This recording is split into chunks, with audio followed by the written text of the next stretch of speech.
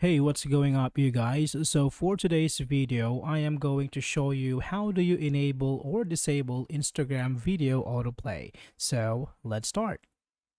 Now first, let's go ahead and open up Instagram. Now once you're in here, tap on your profile picture on the lower right corner and tap on the three bars on the upper right corner and tap on settings and privacy. Now, once you're in here, you can scroll down and tap on data usage and media quality. Now in here, if you turn on data saver, it is not going to play the videos automatically. So that is how you save data. So if you want the videos to play automatically, then you can just turn this off. Alright, so I think that would be all for this video, guys.